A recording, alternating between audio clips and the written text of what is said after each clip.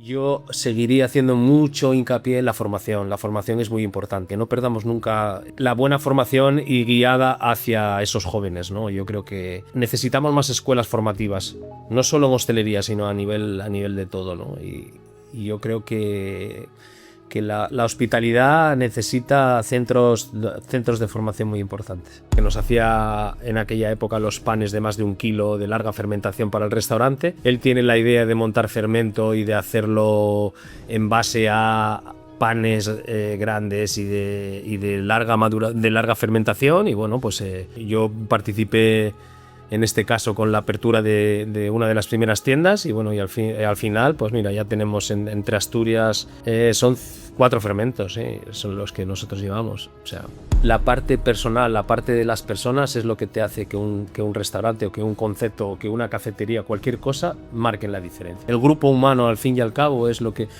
Siempre decimos lo mismo dentro del grupo Marcos Granda, ¿no? Que hasta que no tenemos las personas adecuadas no pensamos en abrir el siguiente melón, ¿no? Como digo yo, ¿no? No vamos a abrir el siguiente melón hasta que no tenemos las personas adecuadas para llevarlo a cabo.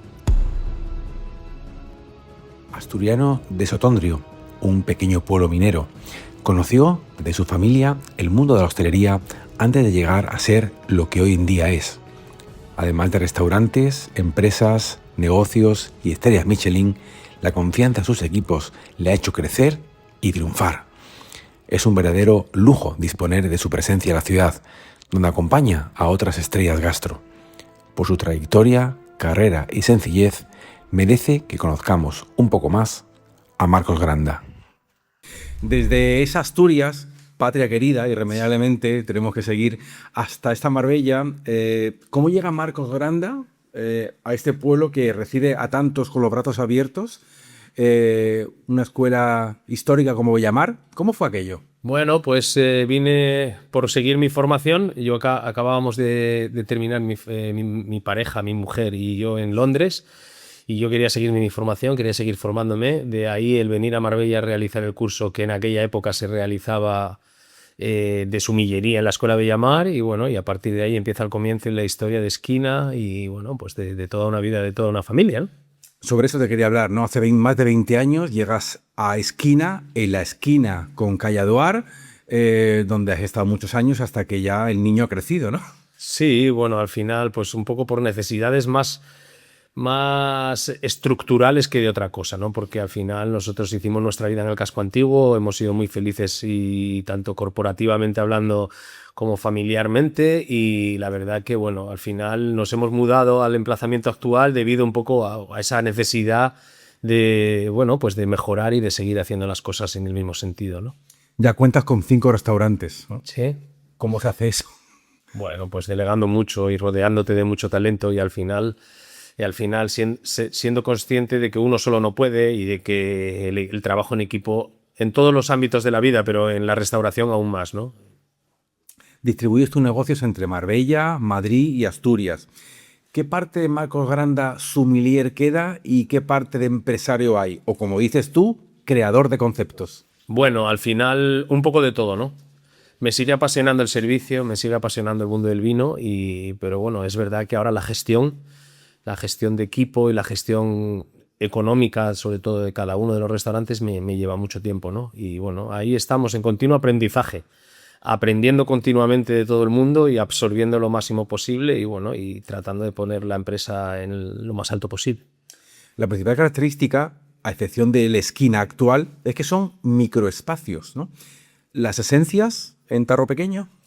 Bueno, no, es por comodidad también, ¿eh? Al final, el mayor handicap que tenemos en nuestro mundo gastronómico es el personal, ¿no? Y yo me siento muy cómodo con la gestión de grupos humanos pequeños, ¿no? Porque puedes controlar un poco más todo, ¿no? Y eso es un poco en autodefensa, no por nada más, ¿no? Y la alta gastronomía me siento muy cómodo en ese tipo de restaurantes, ¿no? Micro restaurantes. Hablas de alta gastronomía, ¿no? Con chefs que son auténticas estrellas, ¿no? Pero ¿dónde queda la sala? Te digo yo que yo soy un disfrutón de la restauración. Los sabores, las texturas me enloquecen, me maravillan, pero la atención en sala para mí es primordial. Cómo me atienden, cómo me sirven el vino. Al final la sala es una parte o una pata muy importante dentro del global de la experiencia del restaurante, ¿no? Y bueno, pues al final yo me voy a morir siendo camarero. Me encanta ser camarero, me disfruto mucho con la atención al cliente, con la hospitalidad, como yo digo, irracional, ¿no? Llevada a lo máximo posible y siempre tratando de poner al cliente en el centro. Además de 5 restaurantes, tienes participación en un negocio panificador. ¿Cómo te metes a eso? Bueno, lo de fermento fue un poco, pues bueno, por diversificar en aquella época un poco todo, ¿no? Entro en contacto con Carlos, el panadero que es propietario de la marca, porque nos hacía en aquella época los panes de más de 1 kilo de larga fermentación para el restaurante. Él tiene la idea de montar fermento y de hacerlo en base a panes grandes y de larga fermentación. Y bueno, pues a partir de ahí él monta lo que hoy en día es fermento. Yo participé en este caso con la apertura de una de las primeras tiendas y bueno, y al final, pues mira, ya tenemos entre Asturias, son 4 fermentos, son los que nosotros llevamos. O sea, Te lo dice un auténtico panero. O sea, me gusta el pan, sobre todo a palo seco. ¿Piensas que ya a nivel de restauración en el que tú estás, el pan como inicio de esa experiencia es esencial para el disfrute del comensal? todo es... Los pequeños detalles son los que marcan la diferencia al final global, ¿no? En este tipo de restaurantes y en cualquiera, ¿no? Y al final el servicio del pan dentro del grupo Marcos Granda nosotros le damos una importancia propia, ¿no? En Clos Madrid con la corteza del pan, en definitiva, siempre que le damos su espacio y es un pase muy importante dentro de nuestros menús. Nos encontramos en un momento en el que el emprendimiento, el mundo hostelero, en un país como España, parece que los empresarios somos los malos de la película siempre, en una ciudad como Marbella, donde tiene un nivel muy, muy alto a nivel gastronómico. ¿Tú cómo ves a la juventud? ¿Ves cantera? ¿Ves gente con ganas de seguir esa estela que habéis creado algunos? Bueno, al final yo creo que este país es un país de servicios y luego también tenemos mucho talento, ¿eh? Hay mucho talento dentro de esa juventud. Quizás yo seguiría haciendo mucho hincapié en la formación. La formación es muy importante, que no perdamos nunca la buena formación y guiada hacia esos jóvenes, ¿no? Yo creo que necesitamos más escuelas formativas, no solo en hostelería, sino a nivel de todo, ¿no? Y yo creo que la hospitalidad necesita centros de formación muy importantes. A un joven que se quiera dedicar a la restauración, ¿qué consejo le darías? Pues lo primero que aquí en Marbella, que se forme en cuanto al tema de los idiomas, porque es fundamental. Aquí bueno, bien lo sabes, ¿no? O sea, que convivimos diariamente no sé cuántas, más de 100 nacionalidades diferentes, ¿no? Entonces, bueno, yo tengo una hija de 17 años ya y le hago mucho hincapié en el tema de los idiomas y luego, por supuesto, la formación no ocupa lugar. En el ámbito al que te dediques es fundamental. Cuanto más formado estés y a nivel gastronómico igual, ¿no? A nivel de cocina, a nivel de sala. Sigo insistiendo ahí en la importancia de formarte. Yo, por ejemplo, en el ámbito jurídico, pues me estoy formando.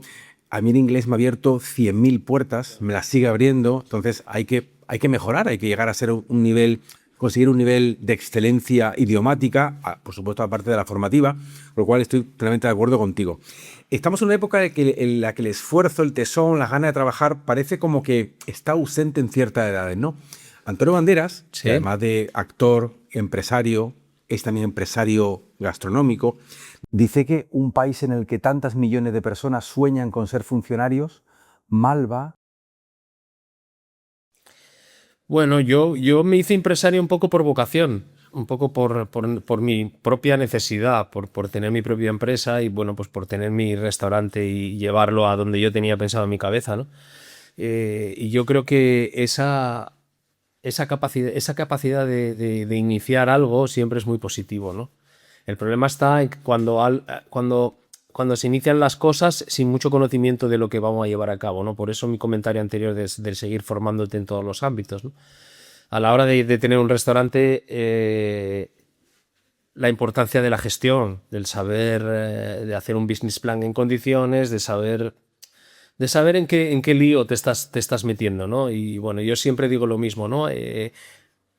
Seguir incentivando a los jóvenes que emprendan y que sean emprendedores, porque a mí me ha ido fenomenal y siempre he creído en lo que he llevado a cabo, pero que no olvidemos nunca, que es difícil y que parte todo por el saber en dónde te metes, ¿no?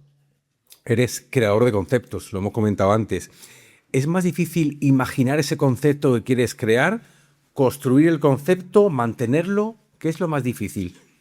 Dentro de eso, de esa creación de conceptos, ¿no? Lo más difícil es dar con las personas adecuadas para llevar a cabo el concepto que tú tienes en la cabeza. La parte personal, la parte de las personas es lo que te hace que un restaurante o que un concepto o que una cafetería, cualquier cosa, marquen la diferencia. El grupo humano, al fin y al cabo, es lo que... Siempre decimos lo mismo dentro del grupo Marcos Granda, ¿no? Que hasta que no tenemos las personas adecuadas no pensamos en abrir el siguiente melón, ¿no? Como digo yo, ¿no? No vamos a abrir el siguiente melón hasta que no tenemos las personas adecuadas para llevarlo a cabo. Tener un poco de perspectiva, ¿no? Yo hace poco publiqué un artículo que hablaba que la restauración en España, y sobre todo en Málaga, está cambiando. Ahora hay grupos de restauración, como el tuyo, como el de otros reputados cocineros. ¿Crees que esos holding, aunque sí, no realmente técnicamente un holding, pero esos holding, esos grupos de restauración, son esenciales para el crecimiento? Yo creo que, mira, he aparcado aquí en el parking de la Alameda de toda la vida y miro a la izquierda y vemos ahí la hamburguesería esta, ¿no? Que ocupaba la antigua cafetería Marbella de toda la vida, ¿no? De cuando yo llegué aquí hace 20 años, ¿no? Al final, los pueblos pierden un poco más de identidad. Las ciudades se está perdiendo la identidad de bar, de taberna como tal, de toda la vida, ¿no? Pero sí es verdad que al final, bueno, pues yo quiero pensar que hay cabida para todo. Quiero pensar que hay en una ciudad como Marbella cabemos todo el mundo, ¿no? Pero sí es verdad que deberíamos de buscar algún incentivo, alguna ayuda para que esa identidad de los cascos antiguos de la ciudad en sí no desapareciera, ¿no? No perder la esencia, ¿no? de un pueblo, ¿no? Porque ahora mismo la Milla de Oro, conocido desde el Pirulí a Porto Banús, sí, yo creo que en pocos lugares de Europa te encuentras ese nivel que hay de restauración. Pero deberíamos extenderlo, al menos, bueno, eso no sé de qué depende, ¿no? Bueno, al final eso está muy bien. Para una ciudad cosmopolita como Marbella, eso es genial. Genial y de identidad de marca, nos da una proyección internacional brutal. Pero, jolines, no perdamos también las tascas, las tabernas, el bar de desayunos de toda la vida, ¿sabes? No lo sé. Quizás a los políticos había que decirles que utilizaran un poco más el ser creativo, ¿no? Como hacemos en la cocina, ¿no? Nosotros no lo sé. Gobernar es muy difícil. Yo no tengo ni idea de política. Sé lo difícil que es contentar a todo el mundo, pero no lo sé. Busquemos la fórmula de no perder esa identidad en los pueblos, ¿no? Esa es una...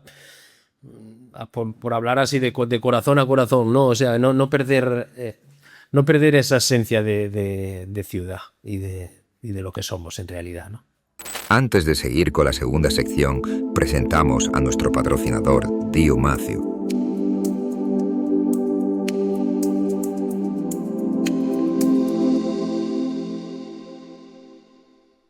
Corres todas las mañanas, ¿no? ¿Qué supone el deporte para ti? Bueno, al final el deporte me da esa paz interior y esa calma, ¿no? Para afrontar el día, ¿no? Siempre empiezo la mañana haciendo el running y bueno, y despejando un poco la mente, ¿no? Un día, ¿cómo es un día en la vida de Marcos Granda? Cuando viajas por negocio, cuando no viajas. Bueno, pues soy una persona procuro ser muy organizado, muy esquemático. O sea, me levanto a las 6:30, 7, prácticamente todos los días, y a partir de ahí lo primero que hago es salir a correr, desayuno, lectura, un poco de meditación, y a partir de las 8:30, 9 empiezo ya mi tarea de trabajo. Si tengo que ir a Madrid por trabajo, procuro coger el AVE de las 10, 10:30 de la mañana para que me permita estar en Madrid a la 1:30 antes del servicio. Y luego soy una persona muy esquematizada en cuanto a mi organización de los días y de las semanas. Eres la única persona que conozco que no tiene WhatsApp. Ese maravilloso invento, pero tan bueno y tan malo al mismo tiempo, ¿no? Cuéntame algo de eso. Bueno, al final he ido desligándome del teléfono y bueno, pues lo del WhatsApp me ayudó mucho a esa desconexión, ¿no? Al final me producía más estrés de lo que me ayudaba. Entonces, bueno, pues procuro dentro de esa organización que te comentaba en la pregunta anterior, procuro también tener mucha desconexión con la parte tecnológica del teléfono, ¿no? O sea, los teléfonos móviles nos han hecho esclavos, ¿tú crees? Esclavos y sobre todo controladores de todo, ¿no? Al final abres el WhatsApp, ves si lo has leído, si respondes o tardas en responder, cuánto tiempo, no lo sé. A mí me producía demasiado estrés, demasiado. ¿Crees que hablamos menos? Porque yo me pasa con clientes que es que no hablo con ellos durante meses, todo es por WhatsApp. Todo es WhatsApp.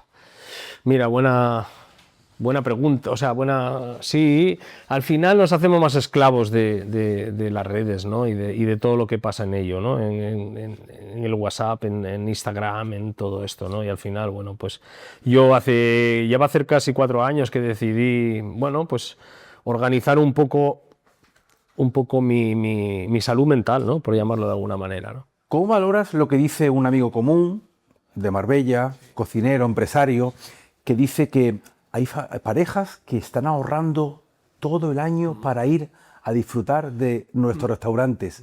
¿Cómo valoras ese hecho, ese esfuerzo que hace la gente? Esos son los clientes importantes que tenemos, ¿no? Y los que te dan esa fuerza, ¿no? O sea, es mágico, ¿no? O sea, cómo el mundo gastronómico o cómo este tipo de restaurantes es capaz de llegar a las personas, ¿no? De estar ahorrando un año entero para ir a ver a Dani García o venir a vernos a nosotros, ¿no? O sea, es mágico, ¿no? Y eso nos produce una satisfacción enorme, por un lado, y una responsabilidad aún mayor, ¿no? O sea, yo cuando me entero de este tipo de mes y de este tipo de clientes, me conmueve, ¿no? Me conmueve porque me recuerda también cuando yo empecé a vivir esta profesión así, ¿no? Que hacíamos viajes para ir al restaurante de turno y bueno, pues la verdad que emocionante, ¿no? Yo tengo anotado, por cercanía, esquina en Intai, sí, para una ocasión especial. Creo que merece, no un sábado cualquiera, sino un momento especial que quiera disfrutarlo en ese lugar o esos 2 lugares.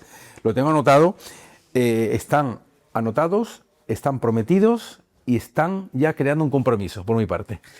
Pues al final es un orgullo, ¿no? Es un orgullo el que la gente piense en ti, en que te elija. Yo siempre se lo digo a todos los miembros del equipo, ¿no? Somos unos afortunados de dedicarnos a lo que nos dedicamos y luego somos unos afortunados porque de tantos restaurantes que hay en Marbella, siempre debemos de... La primera frase cuando recibimos al cliente es bienvenidos, gracias por elegirnos y por venir, ¿no? Porque hay un montón de restaurantes y de restaurantes que se come fantásticamente bien en la ciudad, entonces el cliente te elige, ¿no? Y hay que ser muy agradecido y muy hospitalario a la hora de transmitírselo a los clientes, ¿no? Son experiencias, ¿no?, que vivimos en un restaurante. Son momentos, más que comer, ¿no? Sí, momentos mágicos. Alrededor de una mesa siempre pasan cosas extraordinarias, ¿no? No solo el hábito de ingerir la comida, ¿no? Sino, bueno, pues vivimos en una ciudad como Marbella, somos unos afortunados de tener tanta oferta y tanta diversidad de buenas cosas, ¿no? Bueno, pues que ha sido un placer recibirte en mi casa. Estoy seguro que pronto me vas a recibir en la tuya o en alguna de las tuyas, estoy deseando. Y toda la suerte del mundo, que sigas ese camino que iniciaste y que yo creo que es un espejo para mucha gente, ¿eh? Muchísimas gracias, Juan. Y ahí tienes tu casa, siempre que lo necesites, y un placer de verdad venir a la tuya y muy agradecido. Gracias.